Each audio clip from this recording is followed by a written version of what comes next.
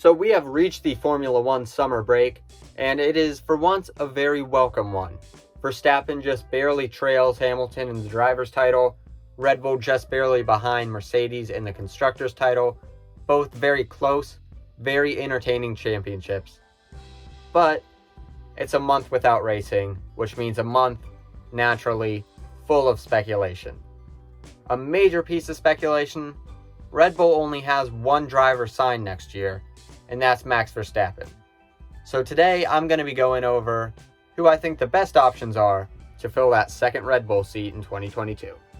So I have 5 drivers on this list that I think you could make a case could take the Red Bull seat next season.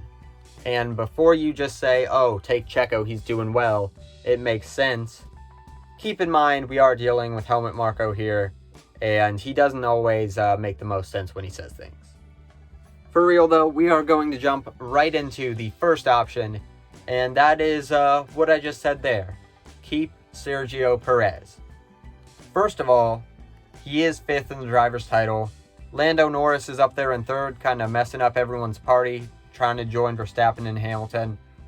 Obviously, he's not going to be able to really compete with them in points, but he is holding back Bottas and Checo. But Perez in 5th, not necessarily bad. He has done what his job is. He's got a race. He's got 2 podiums so far. And there have been multiple times where, without team communication or anything, he simply lets Verstappen by. We saw that in France. We've seen lots of team orders. He took the risk over in Silverstone, over in the UK, to get the fastest lap away from Lewis. This is a true team driver.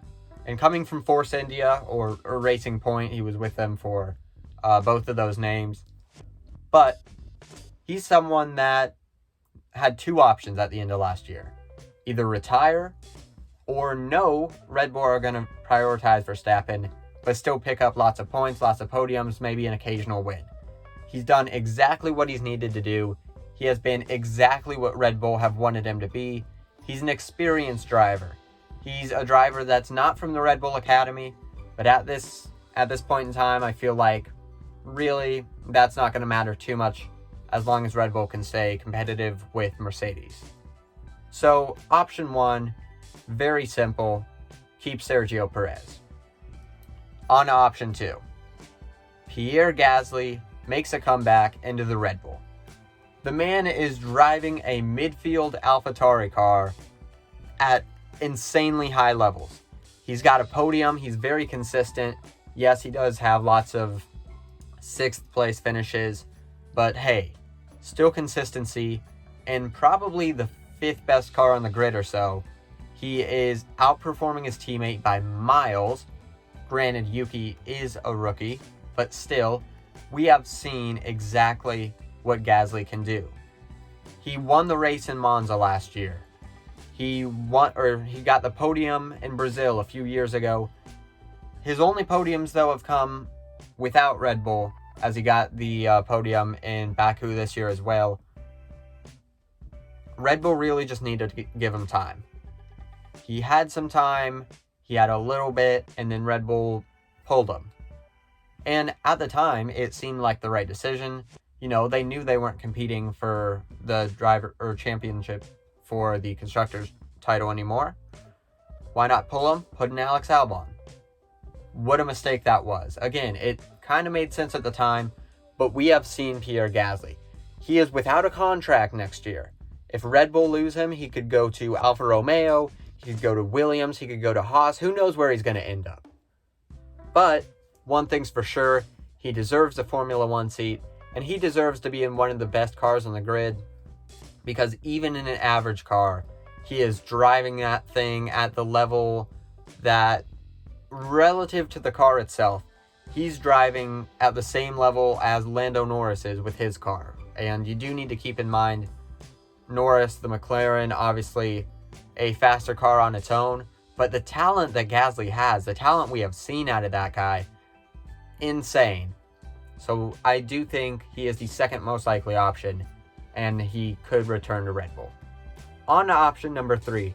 Coming in at the 3rd most likely, in my opinion, another guy that a lot of people said really didn't deserve the end of the F1 story he got.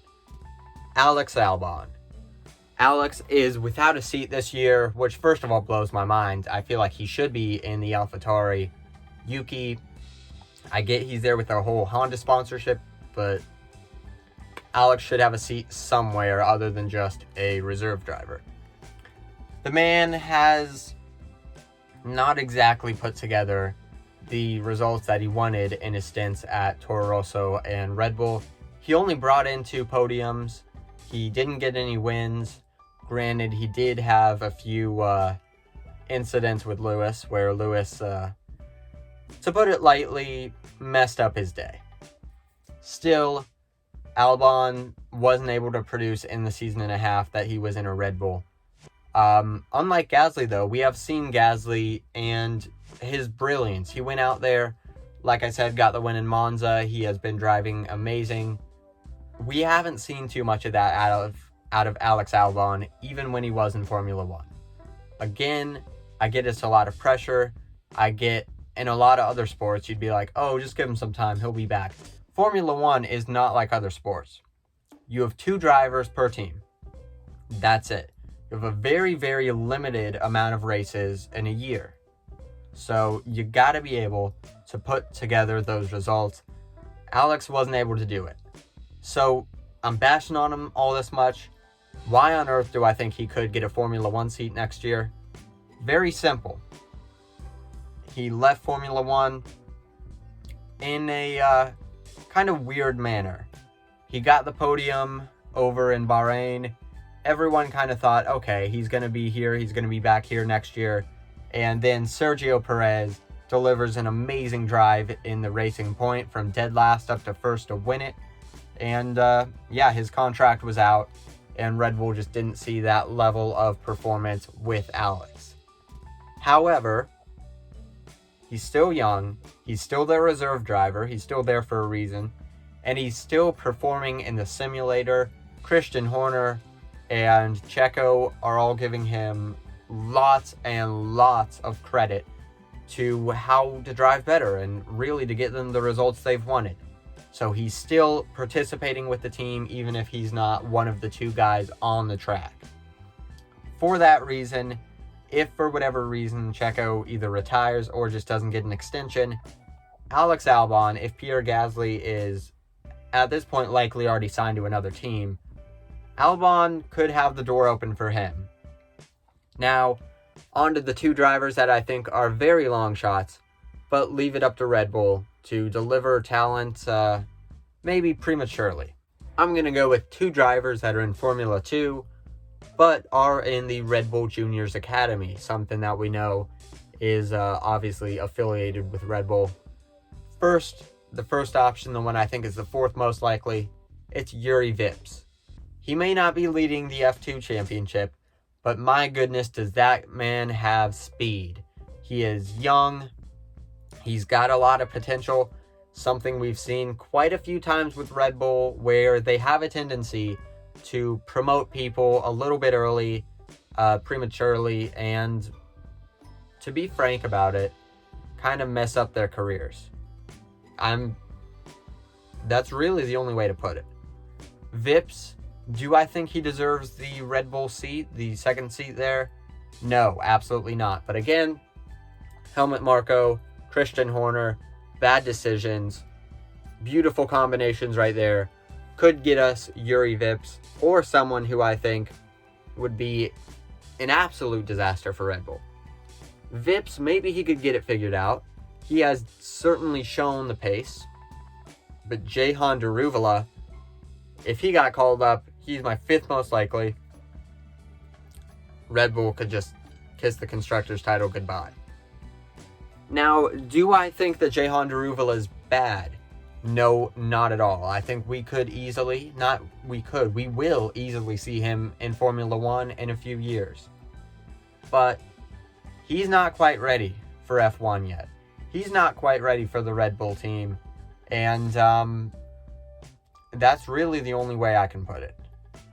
Why am I saying, oh, he has a shot if I'm saying this bad stuff about him? Again, Helmut Marko. But yeah, those are the 5 drivers I think could take that second Red Bull seat in 2022. Did I miss any? Did I maybe oversell any of them? What's your guys' opinions on it? Drop it down in the comments below. And it is a long summer break already. We're about 1 week through without racing. Already don't know what I'm going to do. If you have made it this far in the video, you have hit the checkered flag on the video. Thank you for watching. Make sure to subscribe if you like racing content. I'm giving it to you about once a week. And really like doing this. If you like the video, make sure to hit the like button. Let me know you do like it. And I will see you next video.